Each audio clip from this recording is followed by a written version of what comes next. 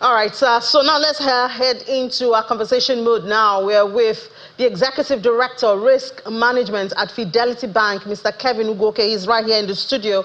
And this brings our mind back to what happened a couple of, I think that was last week, where we saw the aviation sector get a boost in Nigeria, particularly Ibom Air. Ibom Air, they received their second Boeing 220. Added to their fleet, and of course they're very proud of it. And guess what? Fidelity Bank is also behind that. So let's delve into that and some other issues in the aviation sector now with Mr. Ugoke here. Mr. Ugoke, good afternoon. Welcome to the program. Thank you very much. Thanks for having me here. Good to have you. So one would ask, what's Fidelity Bank looking for with Ibom Air? Well, I think you have to start by looking at the sector itself, the aviation sector.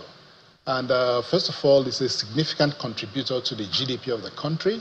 It's about $1.7 billion annually. That's one.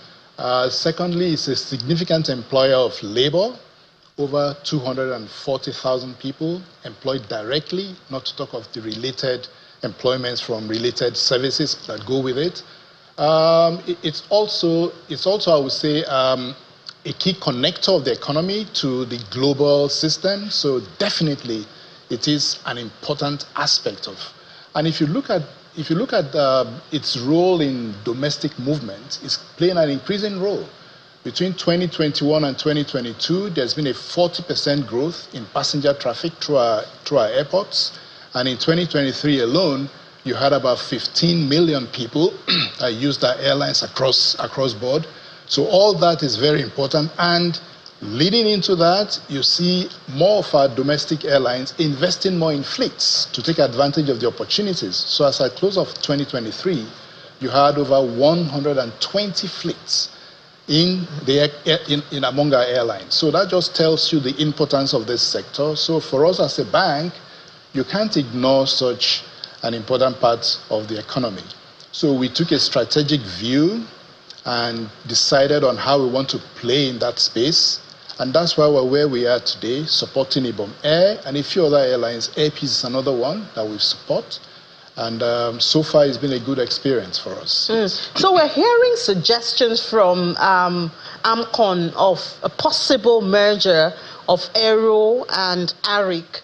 I wonder if Fidelity will also be looking that way. I mean, I think it's still at the suggestion phase now, looking at the debt and all of that, which is why AMCON comes in. Yeah, in fact, what you've said is not peculiar to the aviation sector, because in every sector and at every point in an economy, there are good players and there are bad players. There are some that come out well, some don't, okay? Now, for us as a bank, our role is to carefully select how we deploy depositors' funds to finance different players in different sectors of the economy. So if you look at the aviation space in particular, we have been very particular about who we finance. We've carefully scoped the environment and chosen a few good players to support. And we are quite pleased with what we are seeing so far. Certainly there will be, just like in any other sector, there will be headwinds. There will be some that will not do so well. And part of the remediation measures could be to merge. That's possible. It's a possibility. Now, for us as a bank, what we try to do is when we see any of our customers having a tough time, we try to find how do we work with you to come out of that, to successfully transit through that tough time and come out on a good landing at the other end. So that net, we are both winners. The bank is a winner, the customer is a winner, the overall economy is a winner. Yeah. So you've said it, the aviation sector now, I don't know, we see a lot of airlines are not able to cope with the challenges. We look for more as customers. I believe if there's more supply, it might reduce some of those challenges we have, late flights and, and all those disappointment. So how do you see us forging to a place where we can conveniently say, I have a flight for this time, and then the flight actually takes off at that time? I totally agree with you. This is a very significant issue. And I think it kind of typifies the kind of challenges that the sector as a whole is facing. And And that's reflecting on the quality of service. There are certain things they can control, some other things they can't control. Now, if you look at it from a big picture point of view, one of the challenges that they have is high operating costs. And when you have high operating costs, it has so many downline effects that could ultimately affect the quality of service delivery. Okay, so one, you have, the airlines are vulnerable to exchange rate movements, unfortunately. We don't have an effective hedge for that yet. Then secondly, you have diesel costs, or let's call it fuel costs, not diesel, jet fuel, correct, fuel costs. That's also quite high there. And of course, the operational efficiencies around our airlines, our airports themselves. All of those things are some of the challenges that airlines face. And because of that, it definitely, at the end of the day, affects the quality of service that they deliver.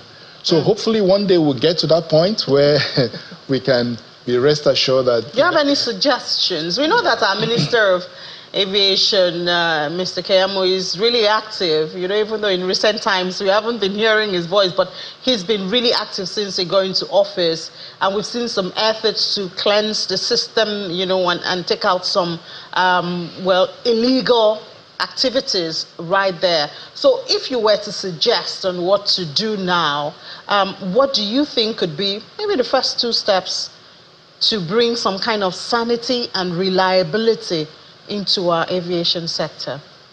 I think one of the first things we could do is to upgrade the infrastructure that we have. First of all, if you go to some of the major touch points as far as the airline industry is concerned, like Lagos, Abuja, upgrade infrastructure, I think that's going to be very key.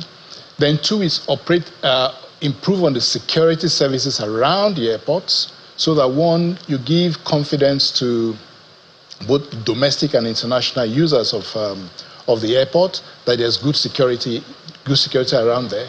And I think very importantly is policy consistency. That's really very key. Maintain some stability and give everyone a sense that things are going to be stable.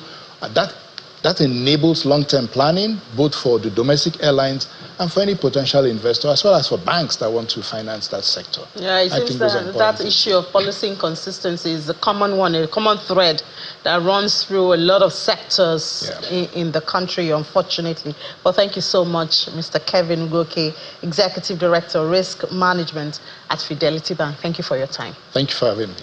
Thank you. All right, now let's take a break. When we come back from that break, we'll head to the market with Aniti Edet to stay with us.